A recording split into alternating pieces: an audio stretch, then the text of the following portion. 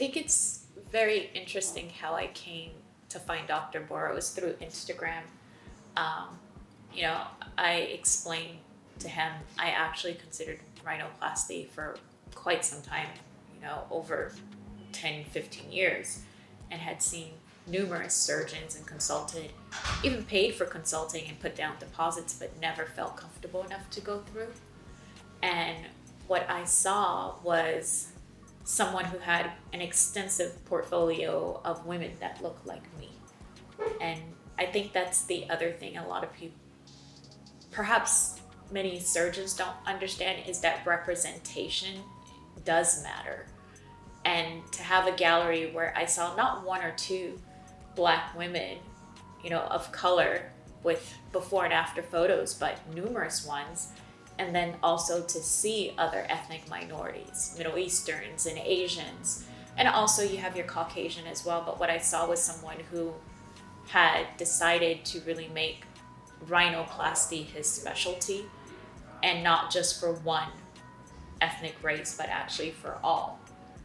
So, I mean, it took some time, and I have to say I did cyber stalk him for a while. I didn't follow him, but I was always on his page.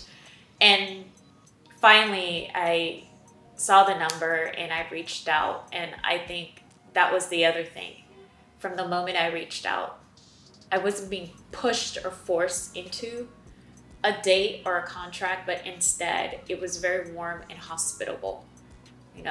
Scylla, his assistant, she was just very friendly. It's like you can feel the sunshine radiating from her through a text message. But it was very warm. And I remember when I told her I was considering, and I was like thinking about pulling the gun, and then COVID happened. And I had to tell her, I really need to reconsider this, because in the US, it was like within 1 week, we went into lockdown, and then after a week, it's like jobs were being lost across the country. Yeah, so coronavirus hit the US, and it hit the US hard, especially it hit one of our biggest metropolitan cities, New York City.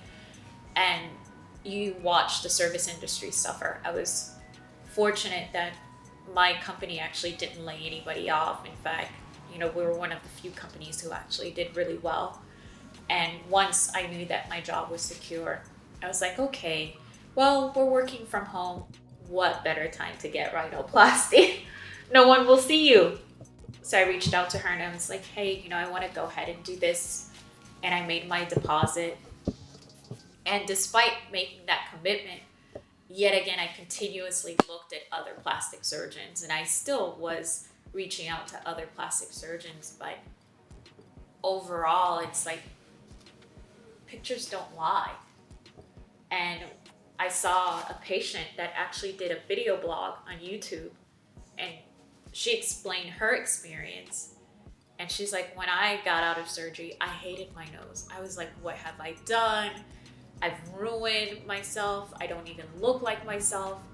And then she's like, oh my God, I wish I could take all those things back that I said to him. And she's like, whatever you do, trust the process. It is not going to be what you want for the first month, maybe not even the first 2 or 3 months. But if you just trust the process and let it heal, you'll be so satisfied. And I saw her pictures afterwards.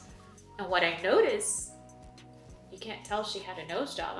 I see her nose, I'm like, oh, she was born with that nose. But when I see her before picture, I'm like, the difference it makes. And it isn't just that. You see how there's this sense of like joy radiating in all of her pictures that wasn't there before. And, living in a time of social media where, to be honest, this is the era where being photogenic is the thing to be. And if your facial proportions are not, symmetrical, you're not photogenic. And I always felt like I was much prettier in person than my pictures, and I never took pictures straight forward because I was just very uncomfortable. It was always at a 3/4 degree and so much thought to put into a picture, which I thought was starting to really annoy me. And at the same time, in our community, in a Black community, doing ethnic rhinoplasty is something that's upon. It's not something we embrace. I know in some cultures people get their nose done and it's like, oh, I got my nose done. Us, it's more like we have to hide this because our culture tends to come down hard on us about, the word would be selling out or not embracing your blackness or your ethnicity. And that was another thing, was just coming to that mental realization that I have to prepare myself that there will be people who will say, well, she sold out, she looks ridiculous or something like that. And I have to understand that I'm doing this for me, not for someone else. And everyone will have an opinion. So that was the other thing that's a little different for us. We say ethnic rhinoplasty, but I think there should be like this psychological portion to it as well that you have to accept prior to getting rhinoplasty. As I mentioned, aside from making the choice to choose Dr. Bora OK, part of that decision was the fact that when I saw his work, people were still able to maintain their ethnicity. They didn't go from being black to now having this Anglo-Saxon nose on their face and not looking like themselves, and why that was so important. And I feel like there's this portion of plastic surgery nobody talks about, and it comes to maintaining your ethnic identity, which is extremely important in the Black community, and also I think even more so due to recent events in the States with Black Lives Matter. You have more pressure to be, proud of your ethnicity and who you are. And it isn't that we're not. We most certainly are, but the moment we want to alter something about ourselves physically, it's very interesting how society views it as, oh, you want to be somebody else. But we look at the current situation in the beauty industry and plastic surgery. Well, you've noticed a rise in lip augmentations, which, for example, was a feature always associated with being Black. And when I was Black, having big lips was like frowned upon. You should be ashamed of that. But yet this is the trend. And now you have your butt augmentation, things that Black women couldn't even control, but now everybody wants it. Making that choice with Dr. Bora OK for my rhinoplasty was important because I needed him to understand, I don't want to be somebody else. I want to be me. I just want to be this elevated and beautiful version of myself that I know could be made possible with just minor tweaks to my nose. I guess that was the other thing too. In the US, when we think of surgery abroad, there's always this fear like you're not getting the best abroad. I hate to say it, but it's sort of a picture that's painted. People come to the US for plastic surgery. You don't leave the US to get surgery abroad.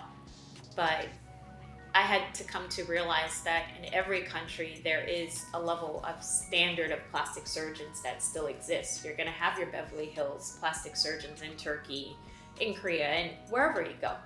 So when I made the decision to get it done here, there was, I guess, one was the cultural aspects of, oh my God, how are Black women received in Turkey? And that's just, I think, part of traveling, especially when you're by yourself, because I actually did this by myself.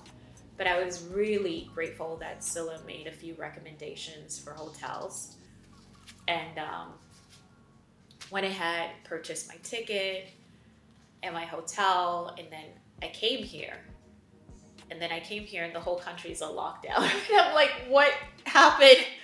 And I actually booked out my trip for 10 days, my arrival day, one free day to just go to the Grand Bazaar, see Hagia Sophia, the Blue Mosque, whatever it is I wanted to. And then surgery, and then give myself, 5-6 days to heal. And it was very interesting because it's like I got to my hotel and I have to be honest, everywhere I went, people were so kind and accommodating. And I wasn't expecting that.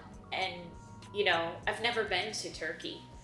And the other ideas, like my friends were like, oh, this is another Muslim place. I'm like, actually, they don't speak Arabic in Turkey. They have their own language. And I had to explain that to some of my friends. And also coming here during the time of Ramadan. That's another aspect, So I came here, there's a countrywide lockdown, a spike in coronavirus, and Ramadan is happening. And I'm like, oh boy, half the things are not open. And I think that's one of the unfortunate sides of this is I didn't actually get the opportunity to really experience Turkey. But aside from that, the accommodations, the service that I've received, just even your hospital, I was like blown away by the quality of the hospital. And, having people bring me my prescription drugs, to my hospital, to my room, being able to get your COVID test done in your room without any inconveniences. Because in the US, I had to go schedule an appointment, drive myself there, and hope they actually got the COVID test done on time, and I think was one of the best things is just, even though I did plan this out by myself, it wasn't as hard as I thought it would be.